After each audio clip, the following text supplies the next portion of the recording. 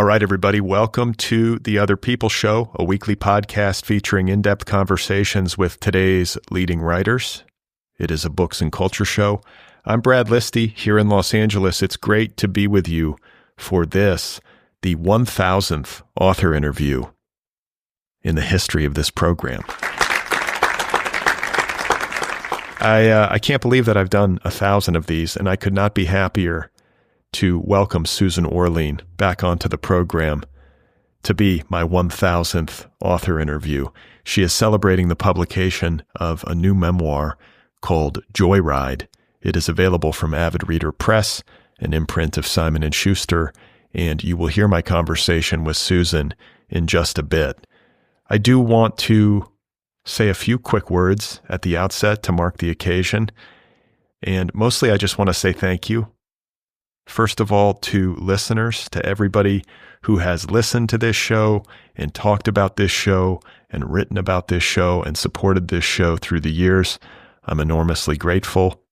And I have to also thank my guests, the authors who have given their time and their energy to speak with me candidly about their lives and work. There would be no show without listeners and without guests. Or I guess there could be a show, but it would probably be a much sadder affair. So please know how much I appreciate everybody who has participated in this thing one way or another. Otherwise, all I can tell you is something that I've probably told you a dozen times before, which is that this entire thing is a surprise to me. I started doing author interviews almost 15 years ago, thinking that it would be a 1-month experiment. And then it just grew.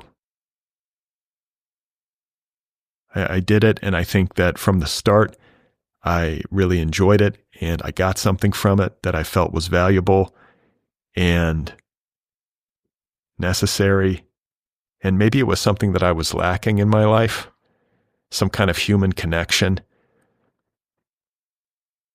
that was unencumbered by smartphones or distractions, an adult conversation. I had a young child when I started this show, so maybe that was part of it.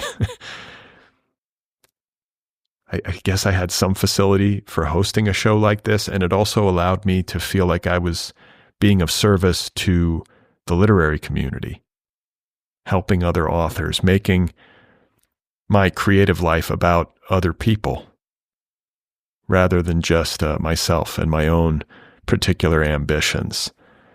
So I think if you make 1,000 of anything, it's probably okay to celebrate a little bit. And I don't want to celebrate alone. I don't want to be like wearing a cone hat and like eating cake by myself. So I'm going to invite listeners to celebrate 1,000 author interviews with me by sharing on social media or on Substack or wherever it is that you post, sharing a link to one of your favorite episodes or several of your favorite episodes. If you think back to a particular guest who really spoke to you or to a conversation that you really loved, I hope you'll share it. And when you do, I hope you'll use the hashtag OtherppL1000. So that's hashtag OtherppL1000, just so I can kind of keep track and see what people are saying. I would be grateful. And I think that would be a nice reflection of the way that this show has always worked at its best, which is to say, through word of mouth, one listener at a time.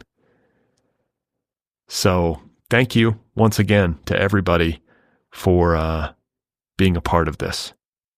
I hope you know how much I appreciate it. My guest once again is Susan Orlean, who is celebrating the publication of what I believe is her debut memoir. She is making her debut as a memoirist, if I have my facts straight, and apologies if I don't. Joyride is available right now from Avid Reader Press, and of course you know who Susan Orlean is. She is a longtime staff writer for The New Yorker magazine and the best-selling author of several books, including The Orchid Thief, Rin Tin Tin, and The Library Book. And in this new memoir of hers, Joyride, Susan is telling her own story and making herself the explicit subject of her work for the first time. Joyride is about the writing life. It is about Susan's life and career to date. It is about how she found her calling and then found her way to the top of her field in the parallel worlds of journalism and publishing. So anyone who is a fan of Susan Orlean's writing will love this book. It gives a lot of great backstory into how her signature works came to be. It is also very much a book about how to be a creative person in the world, how to start and build and sustain a creative life on your own terms. I had a wonderful time talking with Susan Orlean. Once again, I can't think of a better 1,000th guest, and you will hear us in conversation momentarily. Today's episode is brought to you by Echo Books, publisher of A Different Kind of Tension, New and Selected Stories by the great Jonathan Lethem. A Different Kind of Tension is the official October pick of the Otherppl book club. That is my book club. You can sign up for my book club at otherppl.com. I hope you'll do that. Get a new book delivered to your door every 30 days. I interview book club authors on this program, so you will be hearing from Jonathan Lethem on this show in the days ahead. One more time, the book is called A Different Kind of Tension, New and Selected Stories by Jonathan Lethem, available from Echo. Today's episode is also brought to you by Kathleen Schmidt, Public Relations. Look, writing a book is hard. Launching it should not be guesswork. This is where Kathleen Schmidt comes in. She is a publicist, a strategist, and the mind behind campaigns that truly make a difference. With 30 years of experience across the publishing industry in publicity, marketing, agenting, even acquisitions, Kathleen Schmidt creates practical, data-driven plans. She can help you with message and positioning to make your book stand out, media coaching, pitching, podcast tour strategy with smart audience targeting, author platform and newsletter growth, and events and partnerships. So if you want clarity, coverage, and sales momentum, choose Kathleen Schmidt. You can schedule a consultation right now by reaching out to Kathleen at kmspr.com. That's Kathleen at kmspr.com. And you can visit her website at www.kmspr.com. So don't forget to sign up for my weekly email newsletter. You can do that at bradlisti.substack.com. I will keep you posted on the latest episodes of this show each week. I also share a list of links to things that I have been reading and finding interesting. So if that sounds good, go sign up over at bradlisti.substack.com. I also want to give a quick plug to Deep Dive, my new company. Deep Dive is a learning platform that creates in-depth courses for curious minds. The flagship course from Deep Dive is available now. It is called How to Write a Novel, and it features more than 50 hours of in-depth conversations, insight, inspiration, and instruction with nearly 4 dozen of today's most celebrated contemporary writers, including Emily St. John Mandel, Melissa Broder, Stephen Graham Jones, Steve Almond, Purachista Hakpur, Vivi Ganeshananthan, and many more. There is also a course called How to Write Autobiographical Fiction. It is shorter form, and it is taught by Hannah Pittard, the acclaimed author of several novels, most recently, If You Love It, Let It Kill You. How to Write Autobiographical Fiction also features instruction from Michael Wheaton, the founder of Autofocus Books, an independent press that specializes in the publication of autobiographical literature. I should note that I am the host of both courses. These courses unfold as a series of conversations, so you get the rigor of academia combined with the intimacy and entertainment value of a great podcast. You can stream Deep Dive courses online, or better yet, via the Deep Dive app available for iOS and Android. There's a 14-day money-back guarantee, and when you buy a course, you get lifetime access. So I hope you'll check it out at www.deepdive.audio. I also want to let you know a little secret. There is going to be a flash sale later this week on Halloween. And for one day only, you'll be able to get deep dive courses for 25% off. So flash sale on Halloween coming up. Don't miss it. Save 25% at www.deepdive.audio. Okay, so my guest once again is Susan Orlean.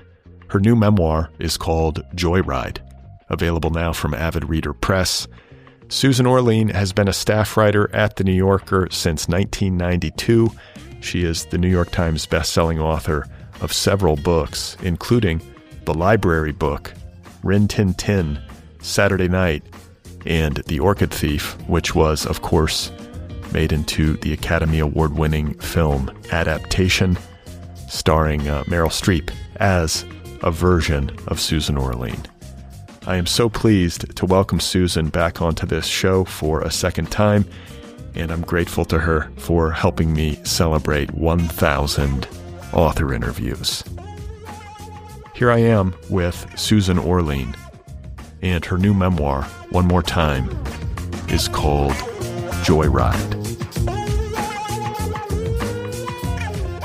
It was a really essential part of doing this book. When I first considered the idea of doing a memoir, I felt stuck. I thought, how do I begin? I know how to begin a reported story. I talk to the people who I'm writing about, and then I start doing a deep dive into the reporting. None of that applied in writing about my own story.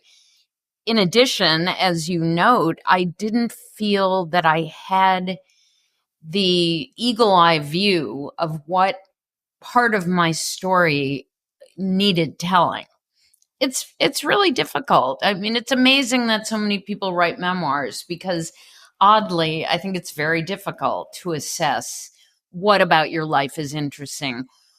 In addition, I think it's very hard to take a memory, take a personal experience, and elaborate on it in a way that turns it into a narrative. It's one thing to have some memory that remains in this sort of shapeless form in your mind, and it's an entirely different one to hear it as a story.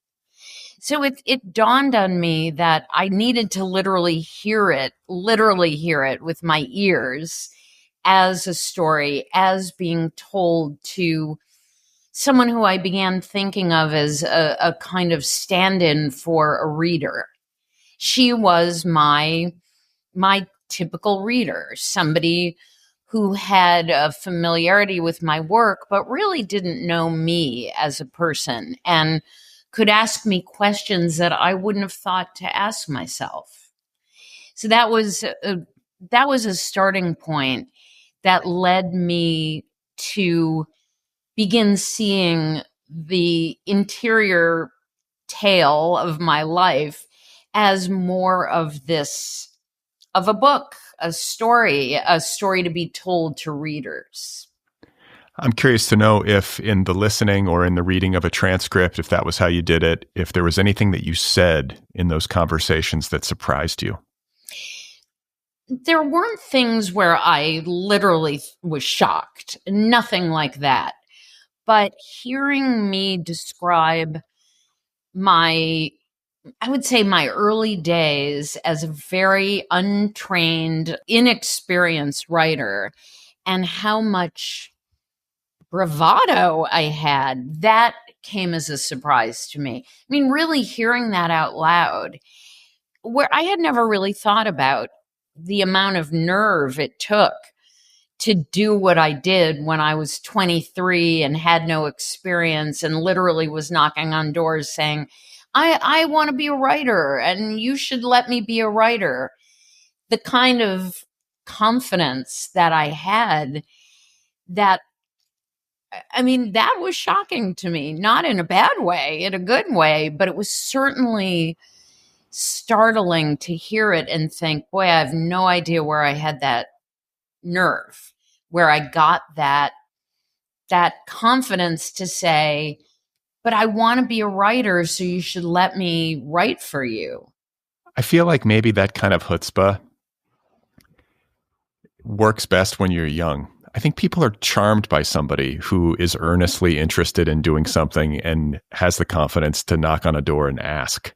Yeah. And I think in the case of I want to be a nonfiction writer, you better have chutzpah. I mean, you need it in every single minute of that job. I mean, being a shy, retiring, somewhat self-doubting person is not going to work very well when you are out in the world interviewing people, coming up with stories, engaging with readers. You need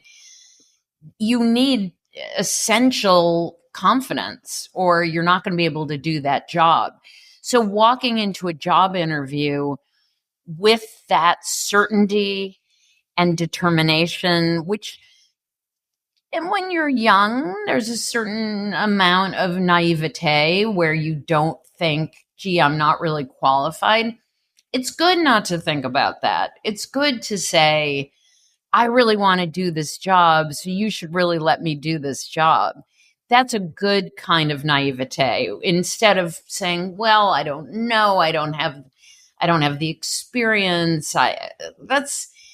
It's all about that grit and gusto, and frankly, the passion to do it. When I've been in a position where I've interviewed people for jobs, which has been limited, but I've done it a little bit. If they don't clearly have the passion to do it, I feel like they're never going to succeed. You need to be passionate. It's not a job that you simply tick boxes or you are qualified. That it goes beyond that. You need to truly be passionate about it, be able to identify your deep passion for it, and to frankly anoint yourself, perhaps at a young age, as a storyteller, that is who you are and you want to do it. Yeah, there are a lot of great aspects to this book, one of which is that it contains so many great lessons to writers, like implicit lessons. I don't know if it's not an instructional book, but it's a book that by you articulating how you came up as a writer kind of shows us by example how it's done. And then another thing that I love about it is that it sort of allows us to kind of trace the DNA of your particular approach to this work. And I'm thinking of your dad, who you kind of call out as having a writer's temperament. You kind of recognize this as you came of age, and it was never fully realized, but he had this curiosity, this kind of insatiable curiosity, this openness to experience that has served you very well in your career as a journalist. And then I think in addition, your father was a successful businessman, and you talk a little bit in the book about how you sort of have a knack for running your own business, which is something that as a writer, one is doing. You have to sort of approach it that way. I'd love to hear you just talk a little bit about that aspect of it and how it has contributed to your success, because it's not something that I think people necessarily talk about enough. It's always on the creative side, right? You have to write the great book, but you also have to be your own best advocate, and you have to be willing to say what you want sometimes. Yeah. And never more than now. I mean, we are in a self-employed universe, and for writers, it has never been truer than it is right now, that you've got to make your own way. You have to be your own boss. You need to understand how to make your business thrive. I've never seen it in conflict with the more poetic, artistic, philosophical parts of being a writer. It to me, they coexist very comfortably. One is the actual practice of writing, that to me is a very magical almost spiritual undertaking that's full of a lot of self-reflection and moral questions. Why am I writing? What am I writing about? How do I relate to the world? That all exists in a very elevated, non-commercial way. And then there's the simple fact of, I want to get published. I want to be published in the best places that I can be published. I want to get a good deal for my book. I want to figure out how to pave a path for myself that's exactly the path I want. Even back when I was employed and had health insurance, which was a long time ago, even then I thought about it. I mean, literally even then. And I definitely credit my father with filling me with a true taste and desire for seeing the world, exploring the world, hearing stories from a range of people, appreciating the wonderful richness of human experience. That came so much from my father. But what also came from my father is he grew up during the Depression. He's a self-made businessman. He always had his eye open for, how do I make this business better? How do I look for opportunities? There was never anything distasteful about that. It was to me really admirable. Like, my dad was his own boss. And when I was a kid, the idea that he would have a boss seemed very weird. No, my dad was the boss, and he was the boss of him. to quote every 5-year-old in the world, I'm the boss of me. To me, that was a wonderful thing to aspire to. When I had my first writing job back in Portland, Oregon, right out of college, even then, I was exploring freelance opportunities, not out of any ability to see the future and think I need to make sure that I have multiple employers, which is the world we're in now, but only because I thought, well, this is great. I have a great job. I love writing where I'm writing, but this is not the end point for me. I want to be writing for bigger publications, for national publications. And I wasn't at all of the mind that I should wait for them to come to me.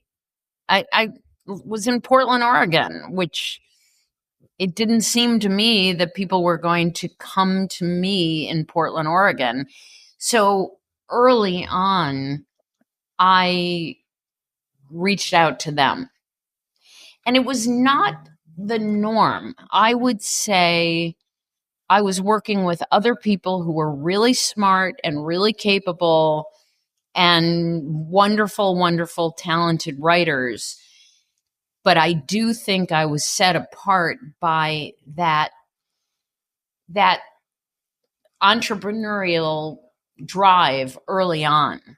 And I think it came as a surprise to people because we were all very consumed with our job at the paper in Oregon. And yet at the same time, I was cultivating these other assignments beyond the newspaper. And I think it surprised people. I don't think that most of them had thought about it. Where did that come from? I have to think it was ambition, obviously, that I already was very conscious of my ambition, and I was thinking of 5 years down the line and 10 years down the line.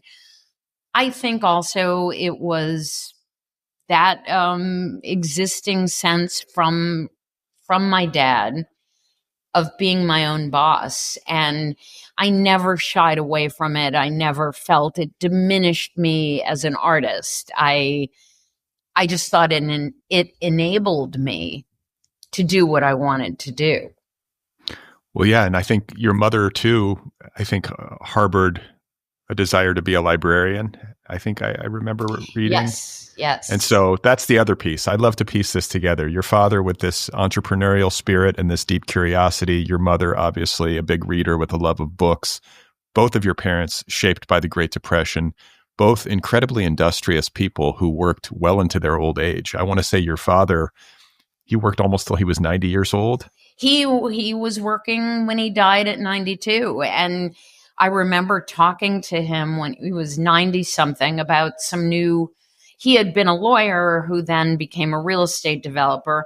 And he was talking about new projects when he was 92, the things he had on his agenda. And it never occurred to me that he would retire. It was unthinkable. So I want to talk about one of these pivotal early work experiences that exemplify your pluck and your industriousness and your willingness to self-advocate. And I believe it happened when you were at Willamette Week and you reached out to an editor at the Village Voice and you wanted to pitch that editor a story about, and forgive me if I get this wrong, Rajneeshpuram? Is that what it's called? Exactly. You got it right.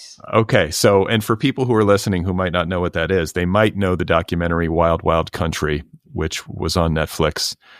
It currently is, but it debuted, a few years ago to great acclaim. And it's about some sort of spiritual movement / cult. There's different ways to characterize this, but this was unfolding this, enclave or this encampment, like what do you call it, that was run by this group in Oregon. So you had geographic proximity to it, but you wanted to pitch this editor. And I'd love to hear you tell this story because I think this was a career breakthrough for you. It very much was a career breakthrough. When I was living in Oregon, Bhagwan Sri Rajneesh bought a huge abandoned ranch in the Eastern Oregon and declared it now the headquarters for his community. And he had followers all around the world. He had been in India but he had followers in Europe, in the US, all over. And this was going to be their new spiritual headquarters with hundreds of homes. And he was launching the celebration of the community with a festival, a many-day festival in Oregon. And it was a big deal in Oregon because suddenly this large spiritual community was arriving and nobody could quite make heads or tails. Was this a perfectly innocuous and maybe even positive thing? Were they sort of dangerous and scary? So it was much talked about locally. And as I was observing it, this was the hot period in the US for cults, and especially on the West Coast. Cults were exploding. They were the Moonies, the Esalen, everything. There were so many cults. It was a very big topic. I had already been thinking I want to write for a national magazine, but here I am in Oregon. How can I? Most local stories are too local to be of interest to a national magazine. So I couldn't think of what I could pitch them that I had some sort of edge that a more well-known, more experienced reporter wouldn't have. Rajneeshpuram was exactly what I was looking for. I thought this is a sexy topic. Cults were of great interest. Bhagwan had followers all over, so it really wasn't local, but I had the advantage of being just a few hours away, and I knew Oregon, which a reporter coming from New York wouldn't have had that kind of inside track. I thought, why not me? Why not me? Why can't I do this story? I wrote, and I had a little tiny bit of contact with the Village Voice up until then. I had never written a story for them, but they knew of me, and I don't really remember how or why, but I knew the name of the editor-in-chief. I wrote her a note. I knew she was coming to Oregon for a conference of alternative news weeklies. So I thought, let me see if I can meet her in person and pitch myself and say, look, I'm here. It'll only take a couple hours for me to drive there. Let me do the story. Let me, rather than some much more experienced New York reporter, do it. Well, she arrived in Oregon after I'd sent the note. I tracked her down at the conference. I said, here I am. She said, oh, let's go have coffee. We just went to coffee, chatting, and then I said, okay, now let me make my pitch to you. Let me do this story about Rajneeshpuram. She said yes. Was it a gamble? Yeah, it was a gamble. For her, I had never written for a publication at that size, but I had sent her my clips. And I think that my calculus was accurate. They wouldn't have to fly someone in from New York. I really wanted to do the story. I already knew a fair amount. Plus, she probably thought, why not give this kid a chance? What's the great danger? Next thing I knew, I was driving out to Rajneeshpuram. I did the story. The Voice decided to use it as their cover, which was a huge big deal. Could have gotten buried in the back, but it was a sexy story. Everyone liked reading about cults.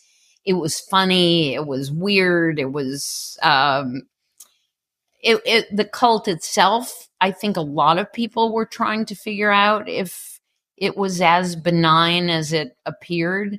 I mean, by their own description, you think this is the best cult ever. Like, I'm joining.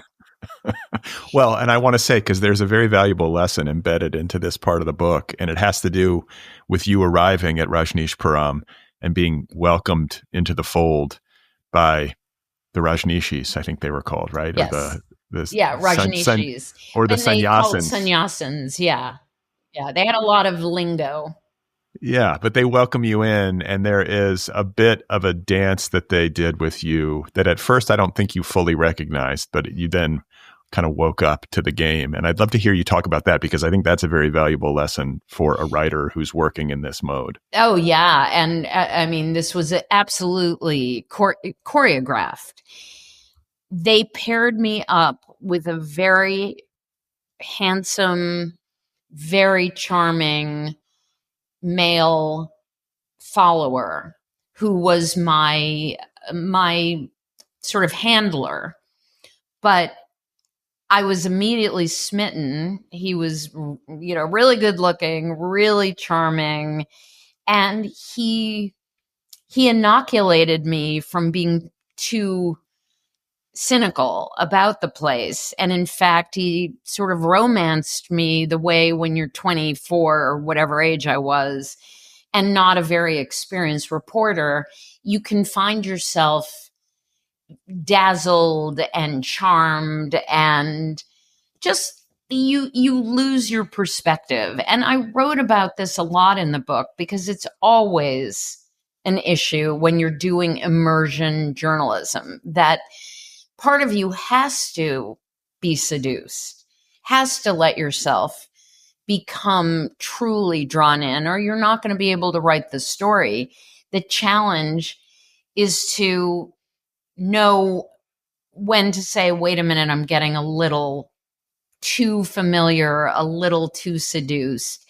There is no question that a technique for a lot of cults is, it's known as love bombing. They match you up with someone who's very attractive and makes you feel great. And you start feeling like, this is a pretty cool place, and look how happy everyone is, and look how smart and handsome they all are.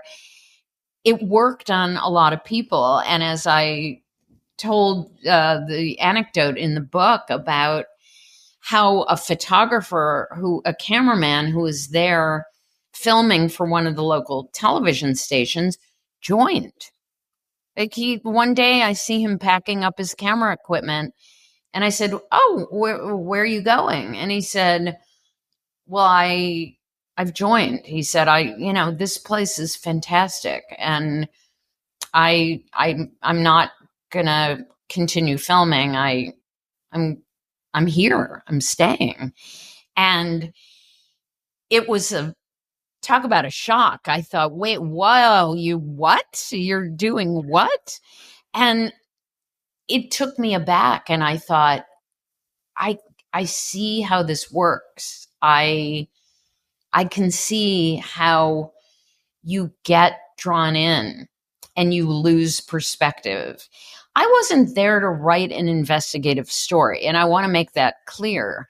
I was there to write an experiential story about this community, the festival they were having, to be a fly on the wall, but you still need some amount of objectivity, and you need to sort of straddle the line between immersion and objectivity, which is very challenging. And as I said, it comes up in almost every story that you do when you're doing narrative nonfiction, and you spend lots of time with people and you try to feel the world through their eyes.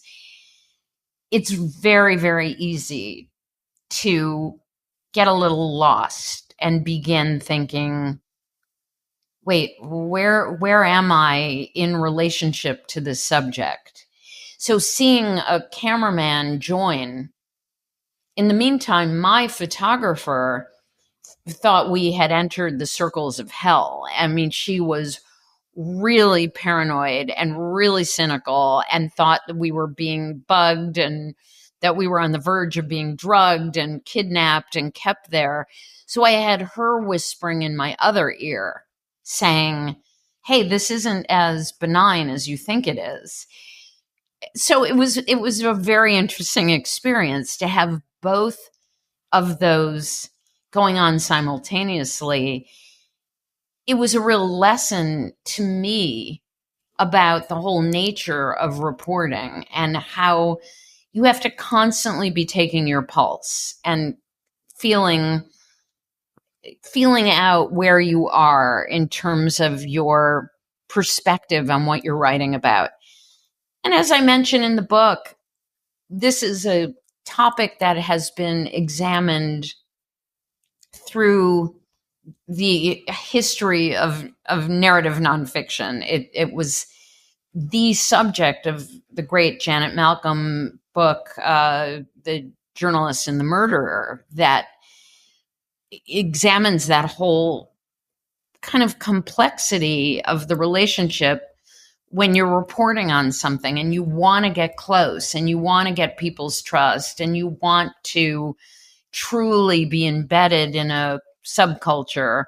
But at the same time, you're there to write a story and you need to walk away and have perspective. It's not always easy to do both. Yeah, there's an equilibrium that you have to have because you do want to maintain, I think, some degree of decorum. And at the same time, you have a fidelity to your readership. And sometimes the subject that you're writing about and the interests of your readership might be at cross purposes. Yeah. Right? I mean, yes. And you have to deal with that. And that just comes with the territory. Yeah. And I think because you are always first and foremost a proxy for your reader.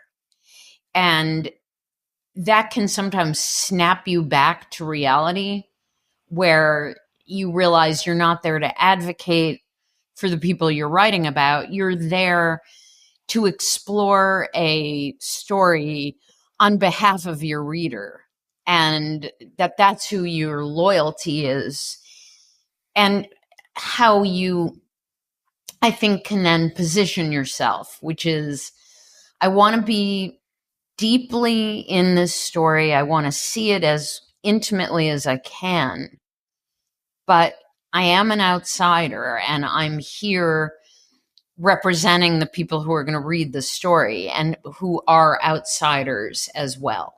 Well, something that I couldn't help but note as I was reading this book is that in the realm of memoirs, this is a pretty happy story. Oftentimes, memoirs can be kind of devastating. That's why the person took the time to write the book. But you've had a wonderful career. And that's not to say that this book does not contain its difficult parts. I think, you're navigating a first marriage that was very challenging, and you lost your parents. I mean, you write about this stuff very openly, and that was certainly difficult for you. You subsequently fell in love with your current husband in the book, which is part of the story as well. But I have to believe you recognize that your story as a writer is an unusually good one. It is. It is. And I've been asked often if such a happy story could exist today, which is a question that I find kind of disheartening, since I really can't answer with absolute affirmation. I'm not sure if a career like mine could begin today. But also within the time frame of my working life, I've had an unusually happy run of it. I mean, really, I'm still regularly amazed and happy about it. I don't take a thing of it for granted. I still, pinch myself regularly about it. And which isn't the same as saying that I somehow feel like I lucked into it, that it's a bunch of smoke and mirrors. I don't feel that. I feel like I worked really hard and had a good sense of where I was going and whether I was suited for where I wanted to go. But things aligned in a way that has been really pretty fantastic. I mean, one of the stories that I talk about in the book was having had a really bad experience with one book where I was very late on the deadline and I was getting into hot water around it, and eventually had to find another publisher. But as it turned out, I ended up with a better publisher and a much better advance. And so that's a kind of, I went through a very difficult experience. Nobody wants to be late on a deadline and having their publisher say, hey, we're not going to wait any longer. That's a very bad experience, which I don't recommend. But the outcome turned out it's like a second marriage where you end up really happy and you think, well, in a way, I'm really glad that I had a bad first marriage because look where it led me. And that's happened to me a number of times where I've had a challenge, I've had difficulties, I, felt like I was on the brink of disaster, and then things truly turned around and ended up better than I could have imagined them being from the beginning. I think that a moment in the book that really stands out to me, or a couple of moments in the book that stand out to me along these lines, have to do with the challenges of the first marriage and how your first husband struggled with your success. And this is something that I have not talked about enough on this program in my conversations with writers, is what it's like to be a writer who is ambitious and driven and having some success and needing time to do this work and space to do this work, and then being in a relationship with somebody who might not like that. Yeah. Because there's I know writers who are married to another writer, and I know writers who are married to somebody who doesn't work in books and publishing at all. It can work either way, but ultimately you have to have that support. And I'd love to hear you just talk about that. I have to flag that your first husband sabotaged 2 of your book launches. Yeah. These are some of the more difficult moments in the book.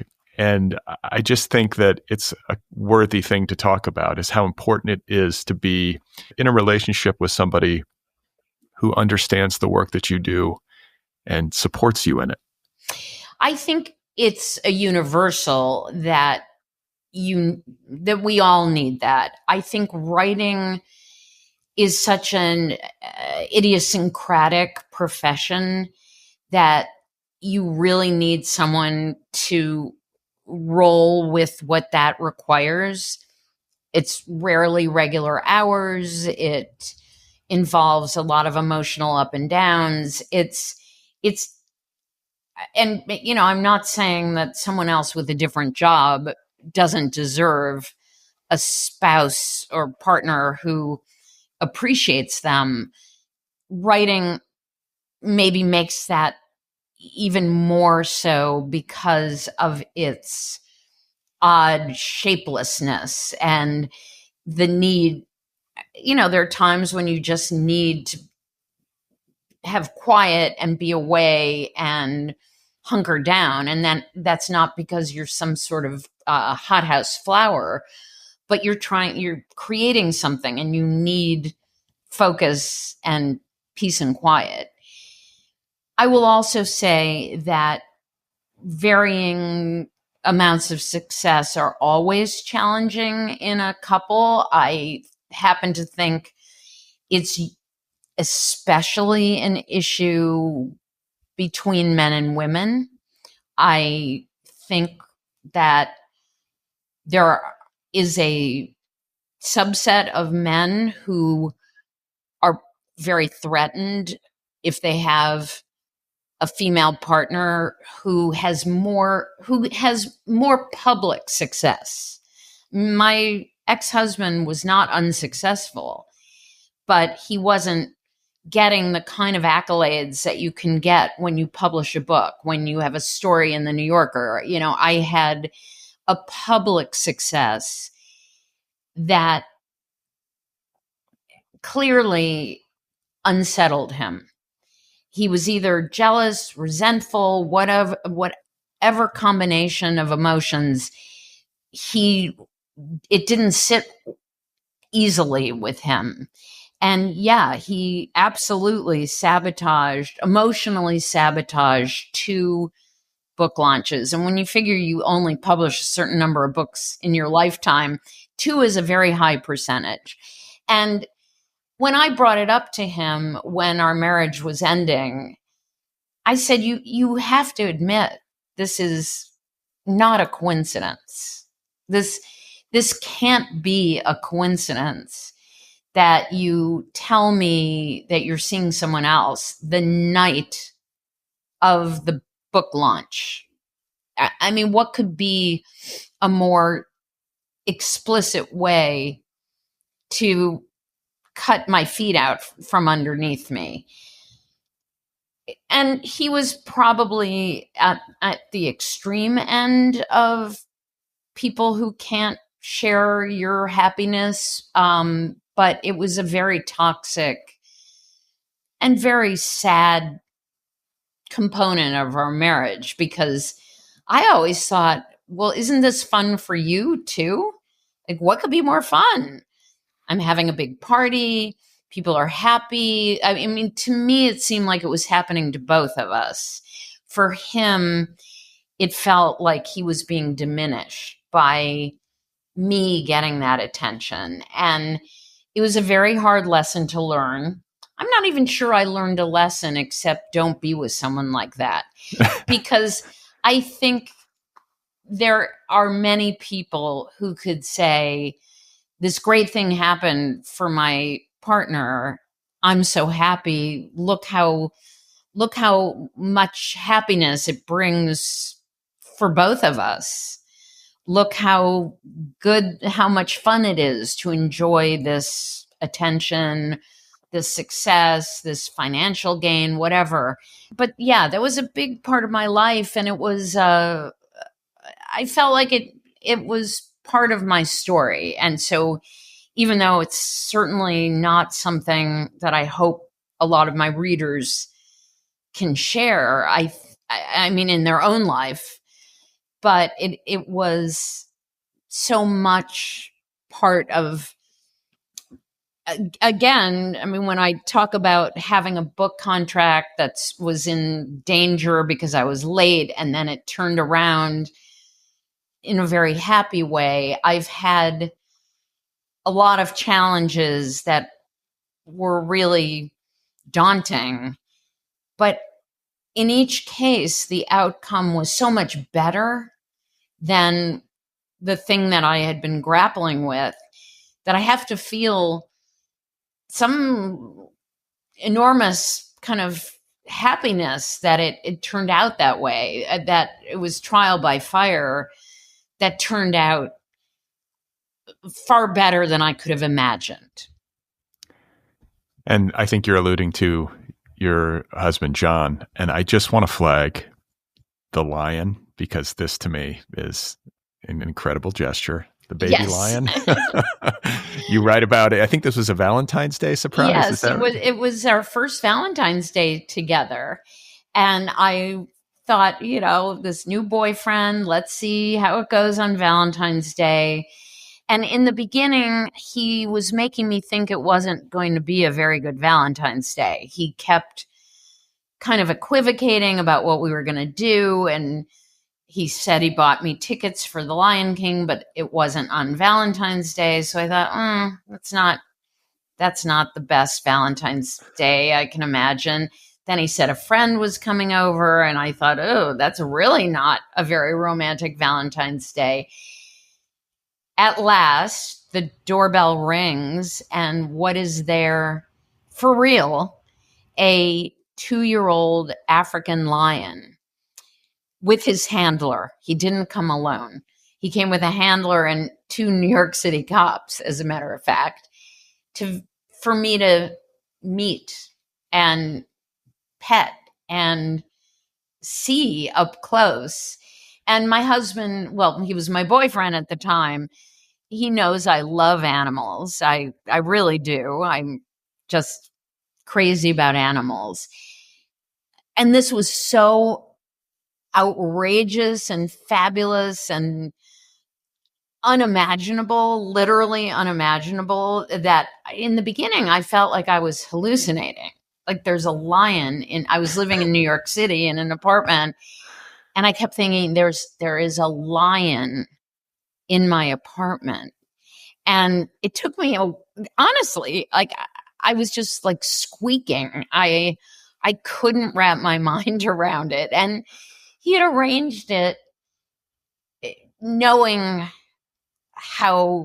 what it would mean to me. I mean, maybe not everybody would want a lion in their apartment. I don't know why you wouldn't. It's very cool.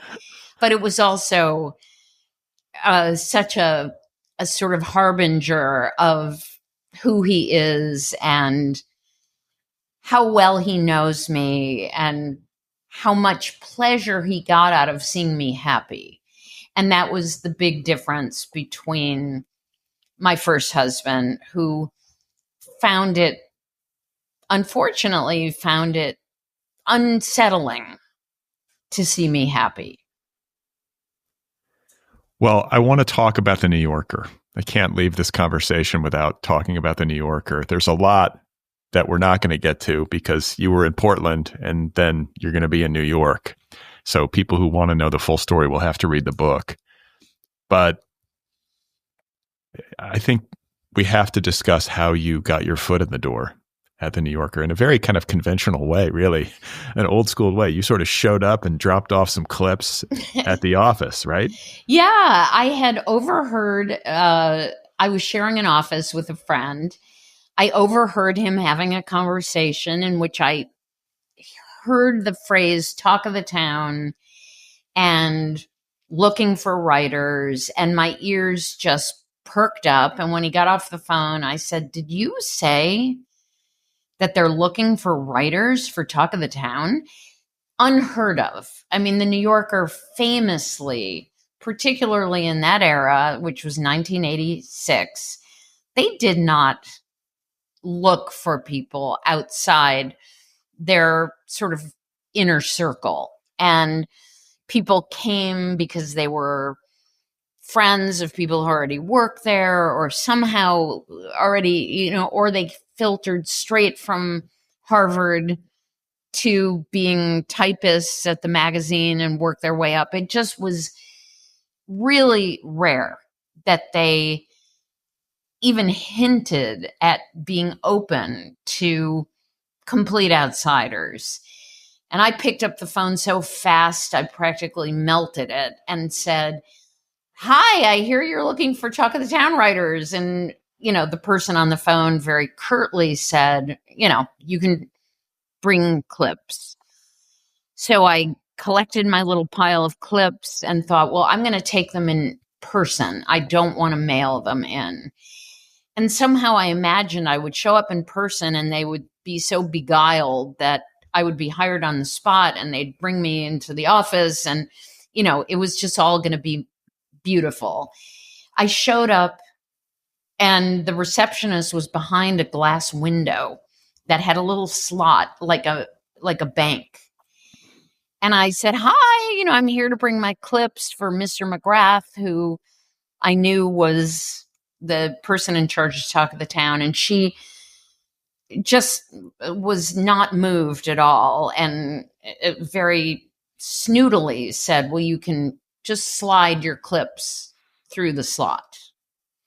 My heart sank. I mean, this whole scenario, this whole fantasy I had that they would bring me back and instantly embrace me. I don't know where I got that fantasy, but I had it.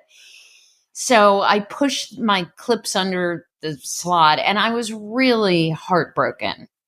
I just thought they're never even going to read these clips. I just wasted money on a cab and I just was depressed.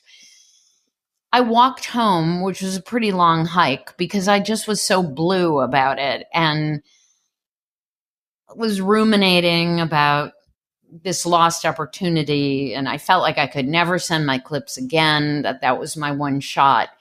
By the time I got home, I had a message on my answering machine. This was the olden days of answering machines, from Chip McGrath, the editor of Talk of the Town, saying, "Your clips are very interesting and would you like to come in tomorrow and talk about it?"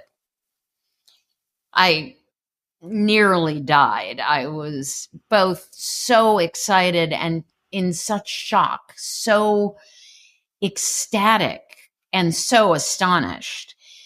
I went the next day and, just sort of boiling over with ideas, and I could barely contain myself. I think I brought in like 25 story ideas. And what was the outfit? I think you detail the outfit because this is something that would torture me. I'm not good with fashion, but like when you go in for a big job interview, like this is the interview of your life. Right. And I didn't, it was so funny because I had a favorite outfit that was like my lucky outfit. That was a shirt and skirt, matching shirt and skirt that was a fabric that was made to look like cowhide. And I have to say, knowing the New Yorker as I do now, it couldn't have been less appropriate. People wore very conservative, sort of shabby wasp clothing. I don't know how I missed this fact, but it just was a very fashion backward kind of place. And people didn't dress up, but, it was all about humility and wearing sort of sackcloth and ashes. It was not a place where you wear something sort of cute and fashiony. But I guess it didn't set me back. But I'll never forget it because after I became familiar with the magazine and I could kind of have that perspective of thinking, wow, that was certainly the wrong outfit to wear. But the great thing is that it didn't seem to slow me down. And Chip sent me out with an assignment to do a talk piece, which I started immediately. I think that day I just went at it and turned it in a few days later, full of excitement and also obviously a lot of fear that maybe I didn't hit it out of the park. Let's Let's hope I got it right. But he loved it, and they ran the piece the following week. So it was just really one of the most exciting periods of my life, for real. This was the iconic magazine. This was the place I most dreamed of working. And I was being given a chance. And I took the chance and made good of it. Certainly, at least with that first talk piece where it felt like everything relied on it. And I read that talk piece recently. To my great surprise and pleasure, I thought, I could have written that today. It didn't have the tang of a beginner. It felt oddly quite confident. And I'd been reading Talk of the Town loyally and with a great deal of attention for years at that point. So I felt I understood the tone and the form. But it's a tricky little form. It's almost like writing haiku. They were short. They had a very particular attitude. I felt that I understood it. And the story idea I had did really kind of thread the needle of what they liked writing about, which was that sort of fly in the wall, New York City, funny and a bit off center, but not so precious as to be sort of ridiculous, but something that there was a lot of delight. They like to have a quality of delight in those stories. And I could have done them for the rest of my life. I just love doing it. What was that first one? It was a story about, the store Benetton. Do you remember Benetton? They had sweaters. And I had just noticed that the sweaters on their shelves were folded so beautifully and so precisely. So I proposed doing a story about how the kids who worked at Benetton learned how to fold sweaters, or did they hire people who already were really good at folding sweaters, or did they train them to precisely fold the sweaters the way they did? And I actually genuinely wanted to know the answer. So it had the virtue of being this oddball story, but one that I authentically was curious about, because really nobody folded sweaters as well as they did at Benetton. And it was almost part of the interior design of the stores to have these rainbow stacks of sweaters. And each one was as thin as a knife edge. So you thought, how do they do that? Like, seriously, how do they do that? And I learned. Well, that story is emblematic of your entire career as a journalist, is to take the familiar and to maybe defamiliarize it, and to lean into your own curiosity, and to take maybe an odd angle as a journalist compared to some more conventional approaches. And there's more risk involved in doing that. And, there are many instances in the book where you sort of lay this out. I'm thinking back to the piece that you did for Esquire about the American male. Rather than profiling Macaulay Culkin, you asked to profile just an ordinary 10-year-old boy. And, you have had a very long and successful relationship with the New Yorker that I think is almost at 40 years. Is that right? Shockingly, yes. Across three different editors. It was Bob Gottlieb, Tina Brown, and then now David Remnick. So you have been a survivor there, and you have written dozens of great stories for them. And I'd love to hear you talk about the creative process, the deliberative process. And I think that good stories begin with cold dread. So yeah, well, it's terrible, because that makes it sound like, why would you ever go beyond cold dread? I mean, wouldn't that stop you in your tracks? One thing I can say about my career is that consistently I have had a genuine interest in answering a question about whatever story I'm doing. And the 10-year-old boy is a great example, which was when I was asked to profile Macaulay Culkin. My reaction was, I don't really have an interest in Macaulay Culkin. I mean, he was 10. He was a child actor. I knew that I would never really get beyond his manager and the people handling him to get to the heart of Macaulay Culkin. And I absolutely had no interest in doing a sort of canned profile of any actor, whatever age.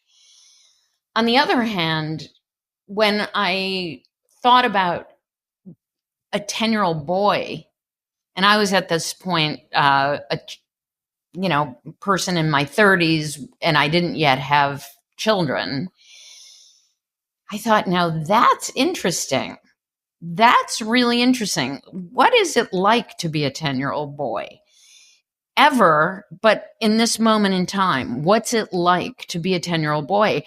That seemed incredibly interesting to me.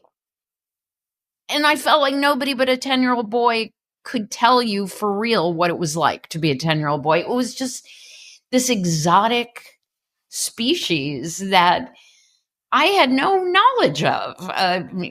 Number one, I'm a woman. Number two, I was an adult. Number three, I'm not growing up at that point in time. I mean, every element of the life of a 10-year-old boy seemed genuinely interesting rather. The cold dread came when Esquire said, well, that's interesting. Sure, go ahead and do it.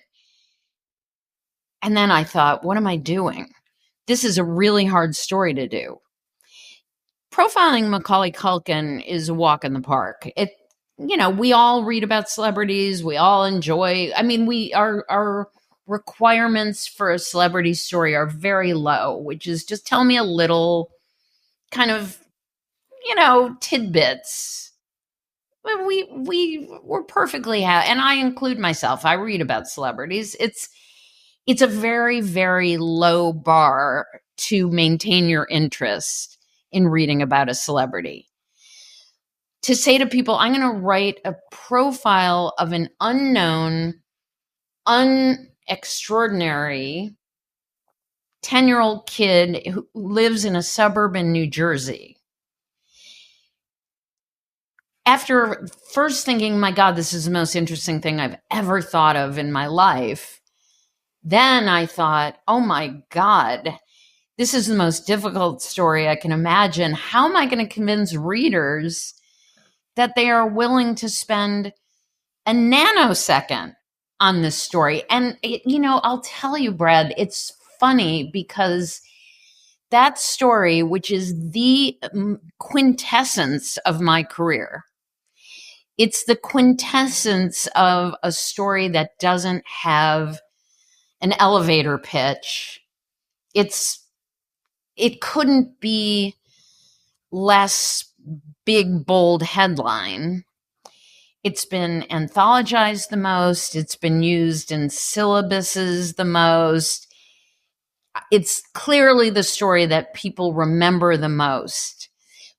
I find that actually incredibly heartening, that it kind of proves my thesis, which is people are really interested in more than we give them credit for.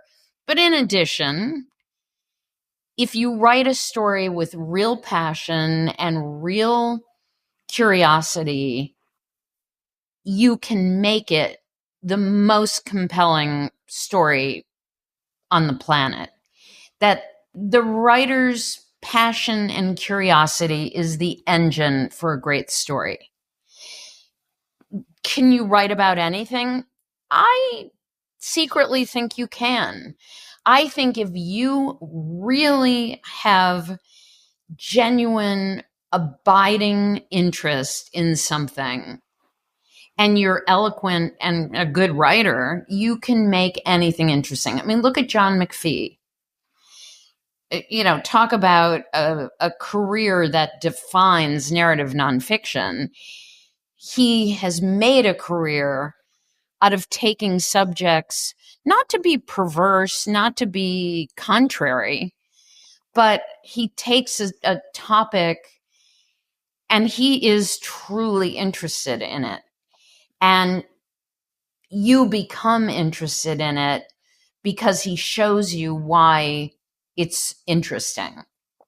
So, if there's are there limits to what I'm interested in? Of course. I mean, if you said write a story about your hotel room at the Hilton in Chicago, I'd probably say, you know what, there are limits to what I can write about.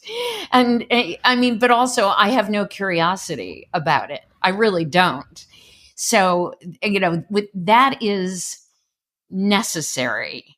That is essential to making a story work. Add to that your abilities as a reporter to observe deeply, to research deeply, and get to what's interesting in a subject. And then thirdly, your capacity as an artist to turn these facts and this curiosity into a functioning, well-oiled machine of narrative. The reader, and I believe readers are more open to reading stories they don't expect than we give them credit for. It's harder to do. It's absolutely harder to do. And there have been times when I thought, oh, why didn't I just become like a travel writer, writing about, good beach vacations? I mean, there are easier ways to do this that probably don't include cold dread, that don't involve that moment of going, what was I thinking? And right now I'm about to sign a new book contract.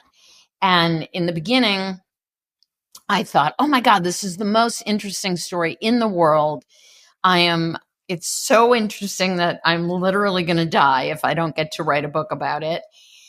Now I'm in the next phase of thinking, oh my God, what was I thinking? Like, this is going to be really hard. How am I going to make this into a book?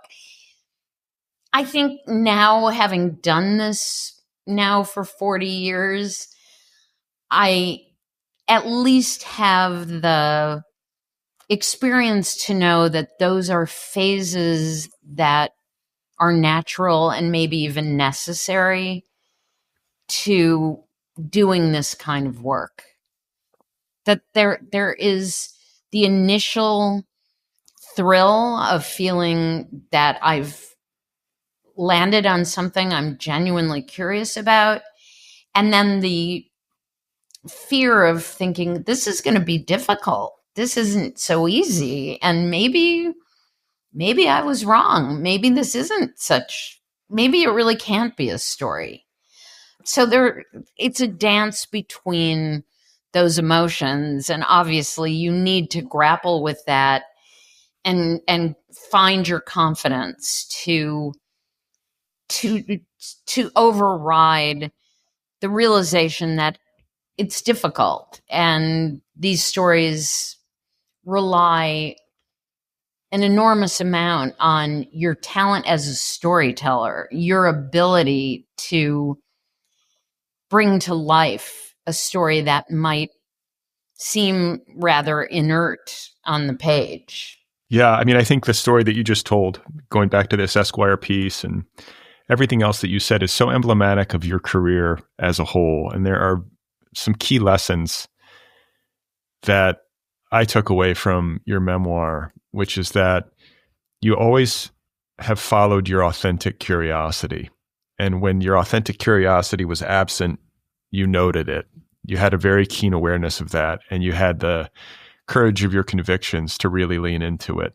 The second thing is that you had chutzpah. You advocated for yourself in situations where the story being presented to you or assigned to you wasn't something that you really felt in your bones. And that served you well. And I think that maybe a lesser journalist or somebody who's a little bit more timid might just have taken the Macaulay Culkin assignment and ran with it because they didn't want to anger their boss or seem insubordinate or difficult. And so there's a lesson in that. And then the only thing I would add is that I think maybe one of the central joys of your writing life has been this process of like kind of leaping without a net, experiencing that cold dread, taking on the more challenging story, but then in the writing process, finding a way to make people care. Like that's the thrill.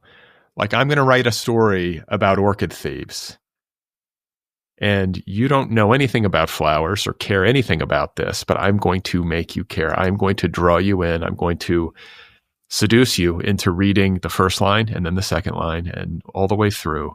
And by the end of it, you are going to realize in ways that were not evident to you at the outset how much you do actually care and how much this story, which can seem to live very far away from the reader's own personal experience, you can make them understand that it actually does have resonance. Like that's it, right? That's it. Exactly. I mean, that you've truly captured the kind of table legs of what I do. And in particular, the thing you mentioned at the end, if there's any huge kind of ego satisfaction I get out of doing this story is the times when I've heard from someone. They may think it's a backhanded compliment. To me, it's a huge compliment if they say, boy, I never thought I'd read a book about orchids. Boy, I never thought I'd care about Rin Tin Tin. Boy, I never, and I feel like, but you did? That's so cool. I know the people with an existing interest in the topic are the easier catch. What I love is someone who then finds themselves really engrossed in a story about something they never thought they could care about, partly because I feel like I'm saying to them, look how much more elastic your curiosity is than you think it is. Look how you have the capacity to care about more than you thought you could care about. Isn't that a good takeaway from, yes, I'm glad you now know which orchid was Darwin's favorite. But what I really love is the idea that you have had an engagement with a subject that you didn't expect to care about, and you really cared about. That's a good muscle exercise for your own ability to look at the world with more curiosity, with more a kind of welcoming energy that maybe you won't become a writer, but maybe you'll go down an alley you didn't think you would go down, or you talk to someone you didn't think you wanted to talk to. That's a great outcome. If I've inspired anyone to feel that little, wow, I never knew I could find this interesting, I feel like that's the most satisfying outcome for me of anything I've written. And I love that. Well, Susan Orlean, you are my 1000th author interview, which is sort of mind-blowing, at least for me anyway. That's amazing. I know, it's a lot. I can't think of a better person with whom to speak. The only regret I have is that we didn't each drink rosé on an empty stomach. Oh my that might have God. added. Never again. Never again. And of course, I'm referring to Susan's legendary Twitter experience. I want you to know that I experienced that in real time. I remember it. It was so great. It encapsulated something about the pandemic. It rode its way into history. I feel like the entire nation remembers that Twitter. Everyone except for me. I was too drunk to remember it. And I remember waking up in the morning and feeling, besides being hungover, thinking, I have a weird feeling that I was on Twitter last night when I was kind of out of it. And I mean, those were grim times. But I'm happy if I could bring a little joy. You certainly did. You certainly did. And I'm very grateful to you for making time in your busy schedule to talk with me. I always close by asking my guest if they are working on anything new. You alluded to this new book contract. I'm wondering if you can tell my listeners anything about it. Do we have a topic? Yes, we have a topic, and I don't want to say too much this early, but it's the kind of life story of a building. Let me at least, so it's not an animal, it's not a vegetable, it's not a mineral. And I'm not trying to be coy, but because I know it's going to be a few years in the making, I'm kind of keeping my cards a little closer to my chest. I'm also working on the television adaptation of the library book, and that's something really exciting and fun to be involved with, and keeping my fingers crossed. All right. Well, I wish you well with all of it, and I thank you again. Thank you so much. This was absolutely wonderful. Okay, there we go. The 1000th author interview in the history of the Otherppl show is now in the books. My thanks to Susan Orlean for talking with me about her excellent new memoir entitled Joyride. It is available from Avid Reader Press, and you should read it. You can find out more about Susan and her work at susanorlean.com. You can follow her on Instagram and Facebook, and you can subscribe to her Substack. Once again, the new memoir is called Joyride. It's out there now from Avid Reader Press. Go get your copy right away. Don't forget to help me celebrate 1,000 episodes by posting a link to your favorite episode or your favorite episodes on social media. Be sure to use the hashtag Otherppl1000. That's Otherppl1000.